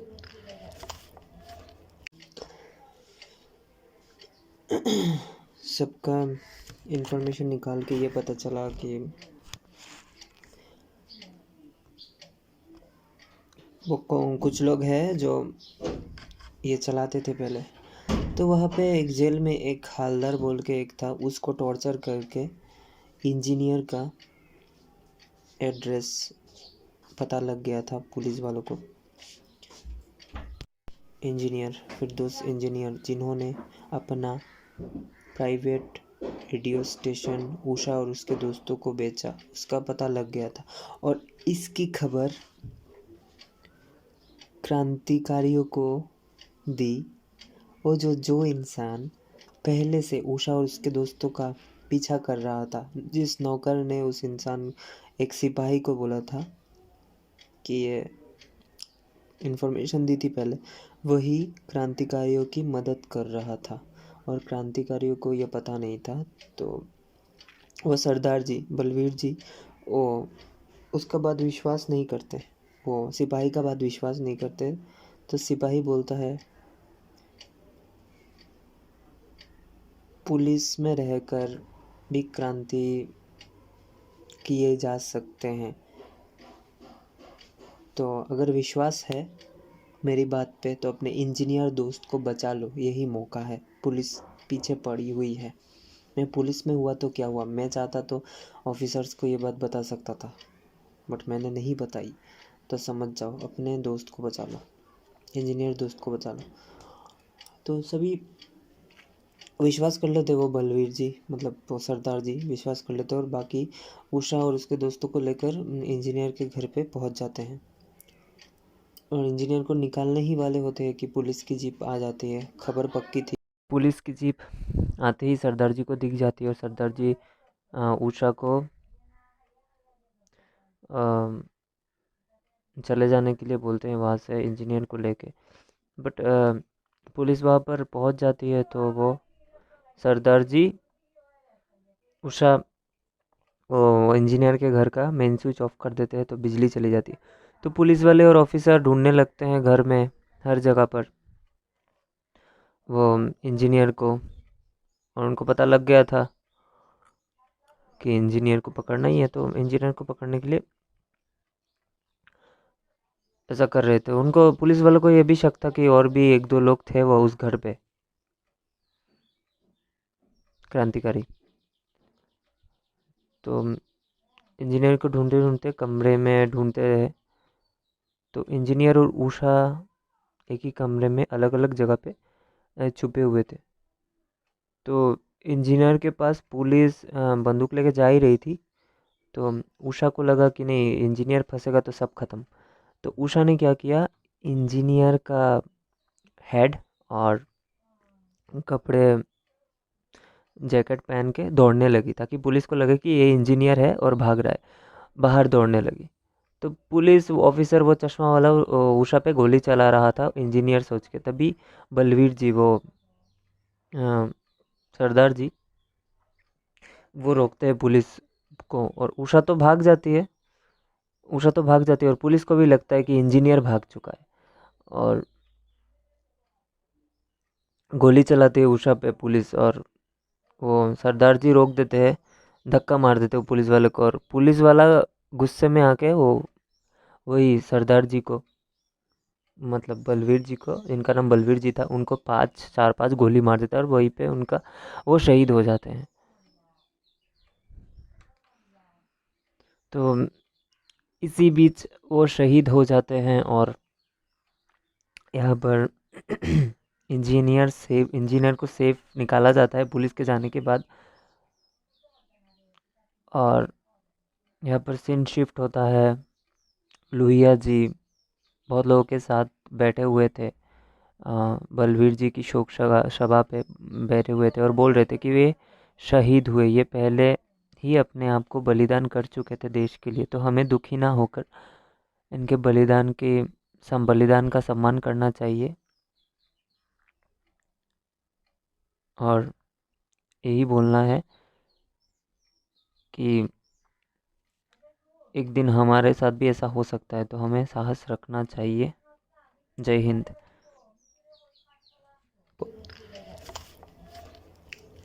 असल में उस रेडियो का फ्रीक्वेंसी रेंज बढ़ाने के लिए एक रेक्टिफाई की ज़रूरत था ना, वो दुकान में मिलती, क्योंकि पहले से ही बैन था प्राइवेट रेडियो स्टेशन। तो लोहिया जी दोनों में से किसी को बोलते हैं कि ये काम कौन कर सकता है, कि दुकान में तो नहीं मिलेगा, एक स्मगलर से लाना है। स्मगलर का नाम है दौलत सिंह। उस स्मगलर को पैसा देना और लाना है वो रेक्टिफायर, वो डिवाइस रेडियो का रेंज बढ़ाने के लिए। तब उषा मान जाती है, उषा के दोस्त मान जाते हैं, उषा मान जाती है, उषा के दोस्त भी मान जाते हैं कि वो हाँ जाएंगे। तो ये काम बहुत संभल के करना था, क्योंकि पुलिस पीछे पहले से ही पड़ी हुई थी कांग्रेस रेडियो के। तो दौलत सिंह का फ़ोटो दिखाया जाता है जो स्मगलर है, तो उषा देखती है फ़ोटो। तो रात का सीन होता है, तो वहाँ पर दिखाया जाता है दौलत सिंह वही था, जो स्मगलर है वो वही था। तो उषा जैसे ही उसके पास जाती है, देखती है आसपास है पुलिस सिविल ड्रेस में, अपने सिविल ड्रेस में पुलिस खड़ी हुई थी। तो उषा पीछे हट जाती है, और कहीं एक जगह पे घुस के उषा बुर्का पहन के बाहर आती है, और जैसे ही वो पैसे देती है दौलत सिंह को और वो डिवाइस लेती है, वैसे ही पुलिस देख लेती है और पीछे दौड़ने लगती है उषा के। बहुत पीछा करती है, बहुत ज़्यादा पीछा करती है, बाइक से भी पीछा करती है। बट उषा एक मस्जिद में घुस जाती है, जहाँ बहुत अच्छे से गाना चल रहा था, वहाँ पे घुस जाती है। तो वहाँ पर पुलिस भी आ जाती है, और वहाँ पर ऑफिसर भी आ जाता है, वो चश्मा पहना हुआ ऑफिसर जो पहले सीन में दिखाई जाता है, वो भी आ जाता है। आके सबका तलाशी लेता है, क्योंकि पता था कि उषा यही घुसी थी। बट जहाँ तक उषा का चेहरा किसी को मालूम नहीं था, तब सिर्फ वो चेकिंग ही कर सकते, क्योंकि चेहरा तो मालूम नहीं था, पहले भी नहीं देखे थे। तो यहाँ पर हमको पता लगता है कि यहाँ पर चेकिंग हो रही है, सबकी चेकिंग हो रही थी। अब उषा उस डिवाइस को कैसे छिपाए, तो उसके पास एक लड़की बैठी हुई थी, उसके पास कुछ चीज़ें थी, वो स्वेटर वगैरह बनाने का सामान वगैरह पड़ा था, तो वहीं से वो सुई धागा ऐसा लेके उस डिवाइस को, एक झोला था उसके पास, उषा के पास, उस झोला के अंदर तो चेकिंग होगी, बाहर तो चेकिंग नहीं होगी, तो उसने बहुत ही चतुराई से उस बैग के नीचे डिवाइस को सिल दिया था, उस डिवाइस को, ताकि हाथ में ना लगे और नीचे किसी का मतलब नज़र भी नहीं पड़ेगा। तो सबका चेकिंग का बारी आया, उषा का भी चेकिंग का बारी आया, तो पुलिस ऑफिसर वही था और सिपाही लोग भी वही थे, तो चेकिंग कर रहे थे तो नहीं मिला। उषा वहाँ से निकल गई और उसके 10 दोस्त चिंता में पड़ गए थे, स्पेशली कौशिक जो उसको बहुत पसंद करता था, उषा को पता था, तो वो भी टेंशन में आ गया, वो कांपने लग गया था कि तुम ठीक हो। उषा की फ़िक्र करने लगा। तब उषा उसको पूछती है, तुम ये सब देश के लिए कर रहे हो या मेरे लिए? तब जब उषा को वो बोलता है कि जिसको वो चाहता है, जिसको जो इंसान चाहता है उसी के लिए ही कर रहा है, तब उषा को समझ आती है कि नहीं, ये देश के लिए तो सही है, लेकिन वे मेरे लिए भी कर रहा है। तो उषा कौशिक को बोलती है, तुम्हें अगर मेरा साथ नहीं देना, इतना डर रहे हो, तुम मेरे मंजिल का पत्थर भी मत बनो। मतलब उसके बाद का मतलब ये था कि अगर बिना डरे साथ नहीं दे सकते तो मेरे लिए चिंता करके मेरे रास्ते का कांटा भी मत बनो, यही बोलने का मतलब था। उसी बीच जब अंग्रेज़ों को पता चलता है कि रिकॉर्डिंग में लोहिया जी का भी आवाज़ है, तब वो पूरे शहर में लोहिया जी को वांटेड कर देते हैं, पोस्टर चिपकाने को बोलते हैं।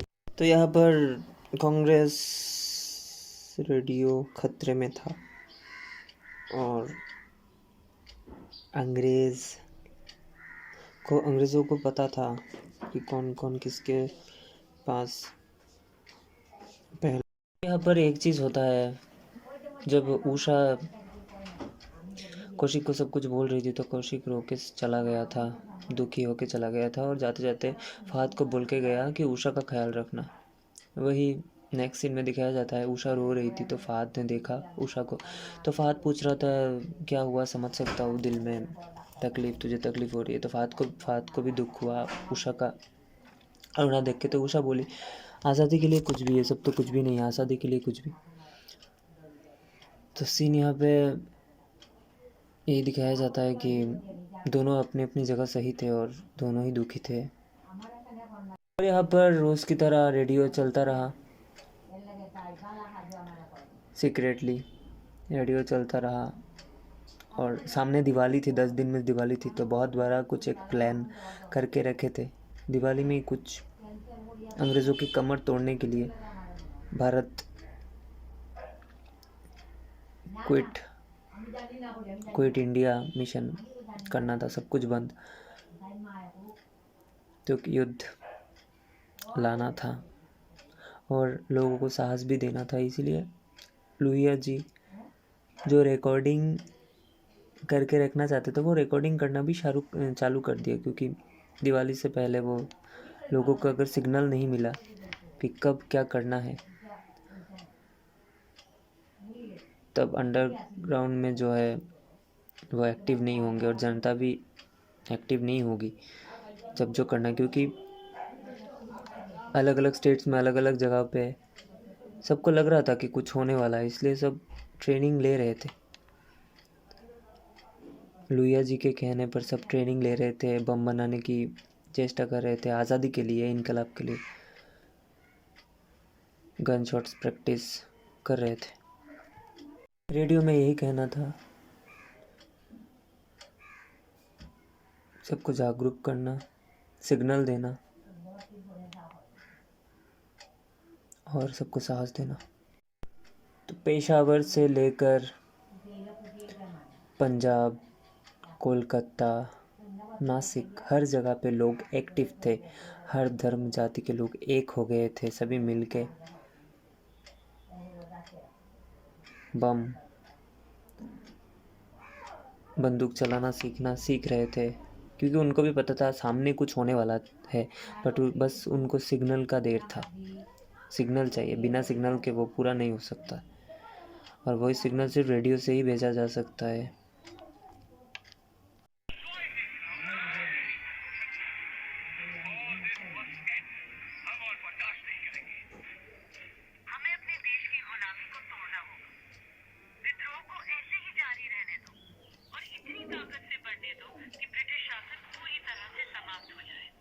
एक अंतिम युद्ध का ऐलान करना था, जिसके लिए रेडियो बहुत ज़रूरी है, और आखिरी मिशन वही है,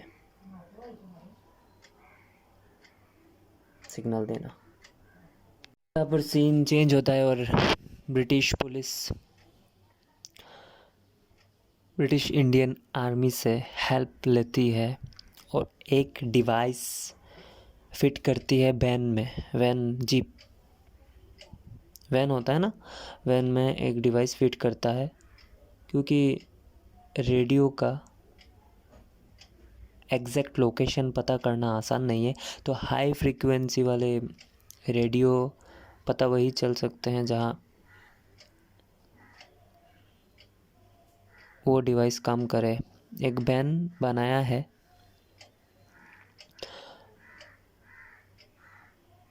जो हाई फ्रीक्वेंसी रेडियो मीटर को पकड़ सके। वो कांग्रेस रेडियो को बंद करने के लिए ये जाल बिछाया गया था, जो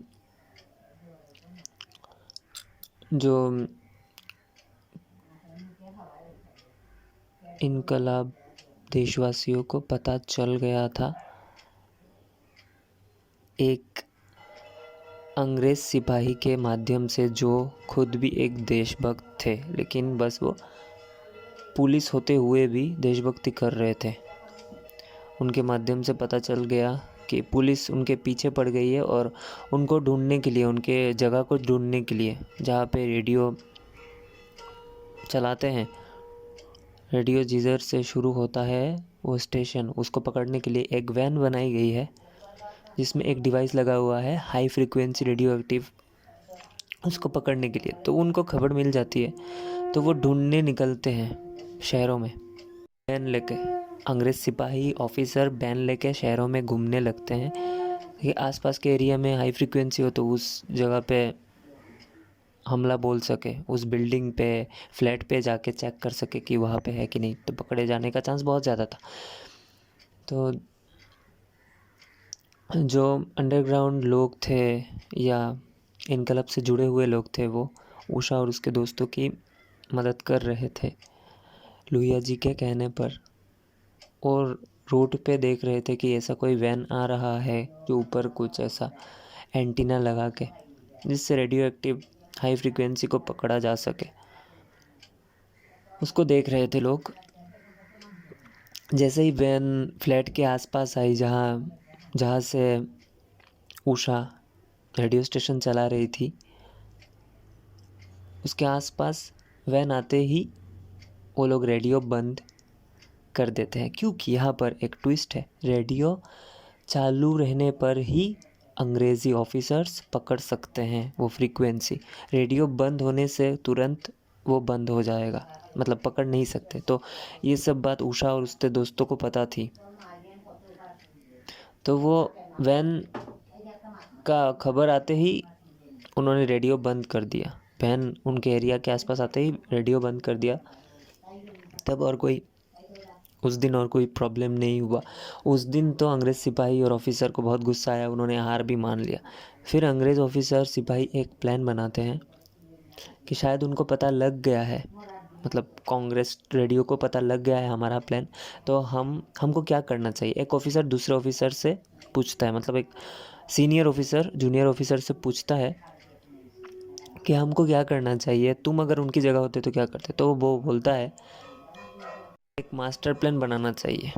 तो ऐसा चलते चलते चलता रहता है। रोज़ 8:30 बजे कांग्रेस रेडियो चलता रहता है जैसे पहले से चलता आ रहा था। तो ऐसे क्या होता है, उषा उसके दोस्तों को सबको पता था कि शहर में एक ही वैन है, तो वो निश्चिंत थे। बट अचानक से उनको ये नहीं पता था कि अंग्रेज़ी ऑफिसर्स ने मास्टर प्लान बनाया है कि एक ही मशीन, वो फ्रीक्वेंसी पकड़ने वाला मशीन वैन में लगाकर 2 वैन शहर में घुमाएंगे, ताकि एक अगर कांग्रेस रेडियो को पता लग भी जाए कि वैन यहाँ पर है तो दूसरे का पता नहीं लगेगा। तो ऐसा करके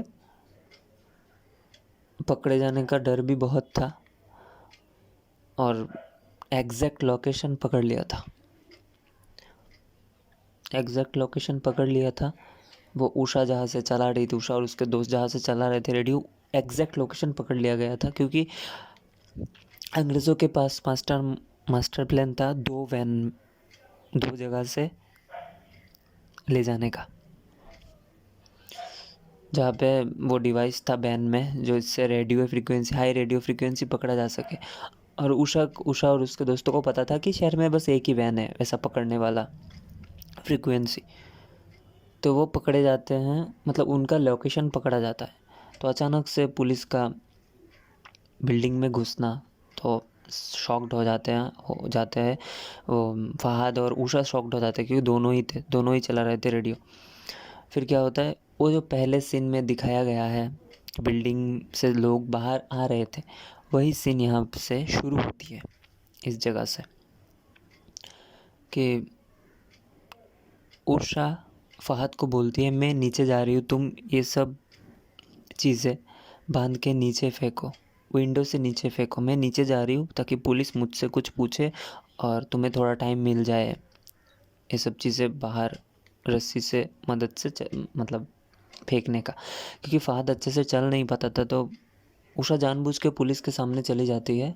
बिल्डिंग के ऊपर पुलिस आ रही थी और उषा जानबूझ के नीचे आती है। तो पुलिस उषा से पूछती है तुमको इतना देर क्यों लगा नीचे आने में। तो उषा बोलती है मेरा एक पड़ोसी है जो ठीक से चल नहीं पाता। वो असल में फहद था जो सच में चल नहीं पाता था। तो दोनों के ऊपर पुलिस का शक नहीं आता, दोनों निकल जाते हैं बिल्डिंग से। फिर पुलिस को कुछ नहीं मिलता, क्योंकि दोनों ने तो रेडियो रिलेटेड सामान डिवाइस नीचे फेंक दिया था।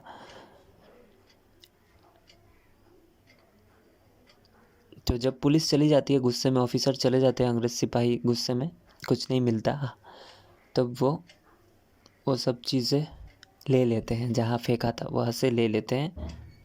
जब पुलिस वगैरह चले गए तो उषा, उसका दोस्त फहद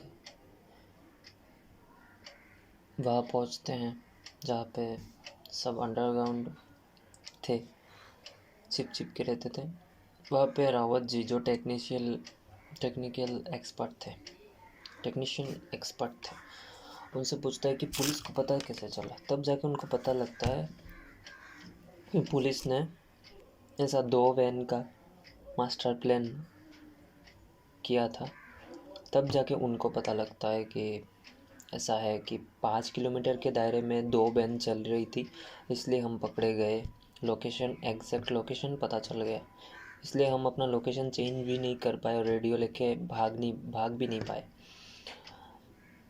तो हमें कुछ ऐसा प्लान करना पड़ेगा दोबारा से। तब जाके उषा को आइडिया आता है कि अगर वो 2 वैन का इस्तेमाल कर सकते हैं तो हम भी 2 रेडियो का इस्तेमाल कर सकते हैं 15 किलोमीटर के दायरे में। तब उनका 2 वैन भी अगर चले शहर में, तब भी वो हमको पकड़ ना पाए। तो यही प्लान था उषा का, और फहद को भी अच्छा लगा, रावत जी को भी अच्छा लगा। और वो प्लान बाद में लोहिया जी को भी मालूम हुआ, तो लोहिया जी भी बहुत खुश हुए कि नाइस, अच्छा आइडिया है। तो यही प्लान था, अगर अंग्रेज़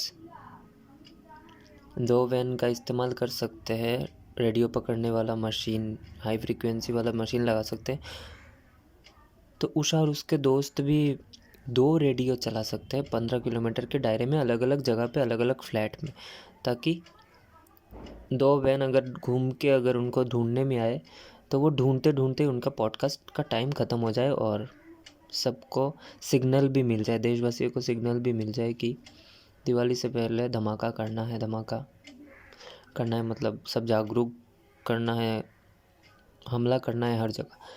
तो सिग्नल असली मिशन था। मिशन यही था, अगर सिग्नल नहीं मिला तो सारा मेहनत पे पानी फिर जाएगा।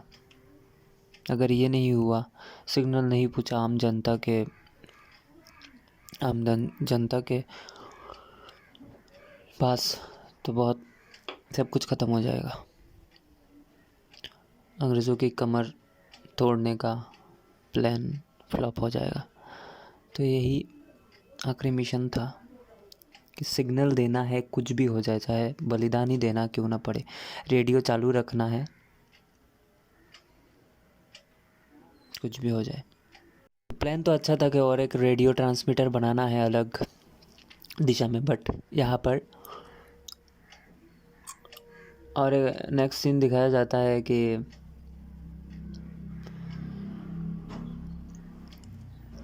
उषा, उसके दोस्त फहद लोहिया जी से मिलने के लिए मतलब बात वगैरह कर रहे थे।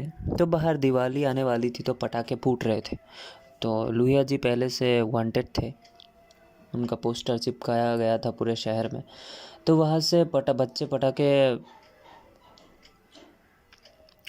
पटाखे से खेल रहे थे, पटाखे जला रहे थे। तो लोहिया जी क्या करते हैं अपना विंडो खोलते हैं। खोलते ही पटाखे देख के वो बहुत खुश होते हैं और उषा से बोलते हैं इस साल मैं भी पटाखे जलाऊंगा, आज़ादी के बहुत करीब है हम। तो उसी वक्त एक लेडी उनको देख लेती है बाहर से, मतलब उनका तो पोस्टर पूरे शहर में था, तो उनका चेहरा देख लेती है विंडो के सामने। वो तो विंडो खोल के देख रहे थे, पटाखे बच्चे जला रहे थे दिवाली से पहले।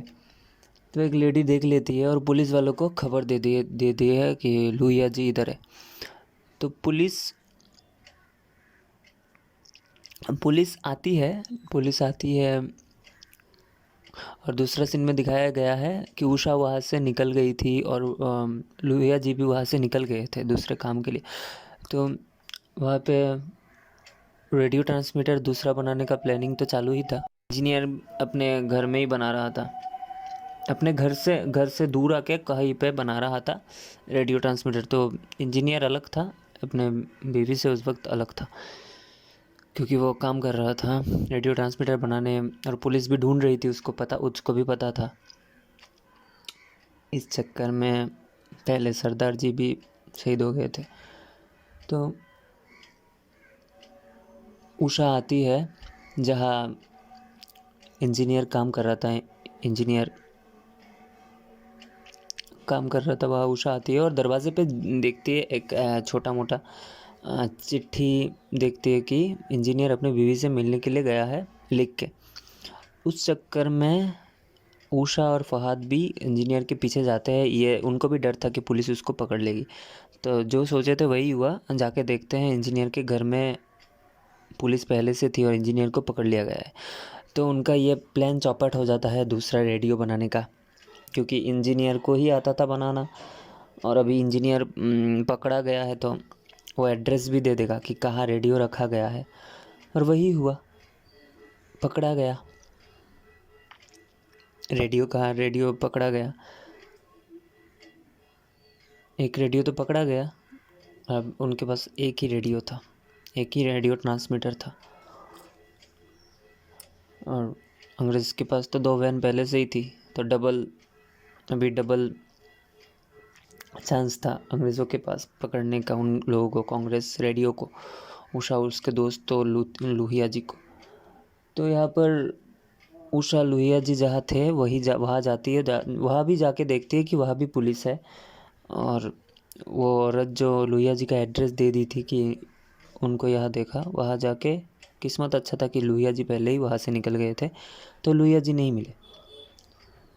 तो यहाँ से वो टेंशन में आ गए क्योंकि इंजीनियर भी पकड़ा गया, रेडियो भी पकड़ा गया, रेडियो ट्रांसमीटर सेटअप भी पकड़ा गया, एक एड्रेस मिल चुका था। अभी उनके पास एक ही रास्ता था कि जान की बासी लगाकर वो पॉडकास्ट करे रात को 8:30 बजे। वो आखिरी पॉडकास्ट था और यही आखिरी मिशन था कि वो पॉडकास्ट में सबको सिग्नल देना ज़रूरी है लोहिया जी के माध्यम से। जो रिकॉर्ड किया हुआ उन्होंने पहले से किया करके रखा था, उसको बस प्ले करना है, लेकिन किसी को वहाँ पर रहना पड़ेगा और किसी की जान भी जा सकती है, शहीद भी हो सकते हैं। तो लोहिया जी तो बच गए थे, मतलब उनको पकड़ा नहीं गया। तो कोई आके खबर देता है उनको, रावत जी आके उषा और फहद को खबर देते हैं कि लोहिया जी आपसे मिलना चाहते हैं, वो सेफ़ है, आपसे मिलना चाहते हैं। तो लोहिया जी उन दोनों से मिल के बोलते हैं कि आखिरी मिशन है, तुम दोनों में से कौन ये रिस्क लेना चाहेगा? अगर ये नहीं तो सब ख़त्म, कि पॉडकास्ट करना है 8:30 बजे। तो दोनों तैयार हो जाता है, उषा भी तैयार और फहद जो ठीक से चल नहीं पाता था वो भी तैयार। तो दोनों में से दोनों रेडी। अब उषा चाहती थी कि फहद को कुछ ना हो और फहद चाहता था कि उषा को कुछ ना हो, इसलिए दोनों के बीच झगड़ा लग जाता है कि मुझे करना है। तब उषा बोलती है एक शर्त है,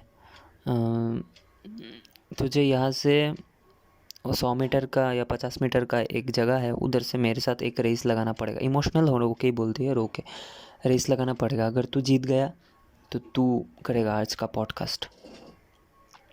तो यहाँ पर फहद बोलता है मैं लंगड़ा, तुझे पता है मुझे बचपन से पोलियो है, मैं कर नहीं सकता, तू जानबूझ के ऐसा कर रही है ना। तो एक इमोशनल एक सीन था, बट हमारी सारा अली खान तो ओवर एक्टिंग क्वीन है, तो यहाँ पर सीन का सत्यानाश फिर भी सही है। तो यहाँ पर फहद भी बोलता है तेरी जगह मैं भी होता तो मैं भी यही करता, ठीक है तू जा, जय हिंद, करो या मरो, ऐसा बोल के उषा को जाने दिया। अभी एक गाना चल रहा था मूवी में, तो गाने में उषा अपने घर के पास जाती है, अपने बुआ और पापा को देखती है छिप छिप के, और गाना बजता है। मतलब उषा को ये तय था, उषा ये सोच चुकी थी कि वो दोबारा लौट के नहीं आएगी, तो ये तय था, वो सोच के बैठी थी। तो पॉडकास्ट का समय पास ही था। तो कौशिक तो बहुत दिनों से उन लोगों से जुड़ा नहीं था क्योंकि उषा ने उसको हर्ट किया था।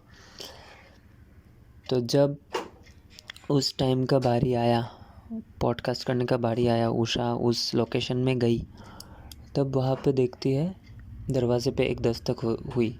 तो देखते बाहर दस्तक हुई, बाहर कौन है? कौशिक आया हुआ था और बोला कुछ होता है तो दोनों को साथ में हो, पुलिस मुझे बाहर पकड़े या अंदर पकड़े, मैं भागूंगा नहीं, दोनों को होना है तो साथ में हो। तो उषा ने उसको बहुत मना कर किया कि भाग जा, यहाँ पर मत रहे, फिर भी वो नहीं माना और दोनों साथ में ही रहे। उस मोमेंट में रेडियो चालू करना ज़रूरी था और रेडियो छोड़ के जा भी नहीं सकते थे, क्योंकि अगर अंग्रेज सिपाही आके बंद भी कर सकते थे तो दोनों में से किसी को रहना ही था, और दोनों में से कोई एक दूसरे को छोड़ के तो जाएगा नहीं, तो दोनों ही बात है। तो यहाँ पर उनको भी पता था पॉडकास्ट शुरू होने के बाद ही कुछ देर में ही अंग्रेज सिपाही आ जाएंगे उनको ढूंढते हुए, क्योंकि उनके पास अभी 2 वैन है और उषा उन लोगों के पास एक ही प्लान है, एक ही रेडियो है, एक ही ट्रांसमीटर है, दूसरा तो पकड़ा गया, इंजीनियर भी पकड़ा गया, वो सब जेल में। तो दोनों को ही कुछ करना था। तो चलाती है उषा लोहिया जी का रिकॉर्डिंग किया हुआ संदेश चलाता है, क्योंकि पूरा सुनना ज़रूरी था देशवासियों को, तभी जाके संकेत मिलता। तब चल रहा था, जस्ट ख़त्म होने वाला था, पॉडकास्ट ख़त्म होने वाला था। उसी बीच अंग्रेज सिपाही बिल्डिंग ढूंढ लेते हैं, लोकेशन ट्रेस कर लेते हैं, फ्रीक्वेंसी से पकड़ लेते हैं और उस बिल्डिंग में घुस जाते हैं। घुसते ही पता चल जाता है कि यही है, यही जगह है, तो वो दरवाज़ा तोड़ने लगते हैं। उसी बीच पॉडकास्ट ख़त्म हो जाता है। पॉडकास्ट ख़त्म हो जाता है मतलब सिग्नल मिल जाता है देशवासियों को। तो पूरे देश में अलग अलग स्टेट में जगह जगह पुलिस स्टेशन, अंग्रेज़ी पुलिस स्टेशन, ब्रिटिश जितने भी हैं, वहाँ पे दंगा फसाद, गोलीबारी चल रही थी। और देशवासी भी इनकलाब के लिए जो लड़ रहे थे वो भी शहीद हो रहे थे। औरतें, बच्चों पे अत्याचार हो रहा था। बहुत लोगों को बीच सड़क में फांसी दिया जा रहा था। ऐसा दिखाई दिया एक सीन में, जिंदा मार के फांसी दिया जा रहा था। लोगों को मार भी रहे थे अलग अलग जगह पे। हिंदू, मुस्लिम, सिख, ईसाई सब एक हो गए थे और सबको मार भी रहे थे। अंग्रेज़ सिपाही गोली मार रहे थे। सबको ख़त्म करने का ऑर्डर आ गया था, क्योंकि चारों तरफ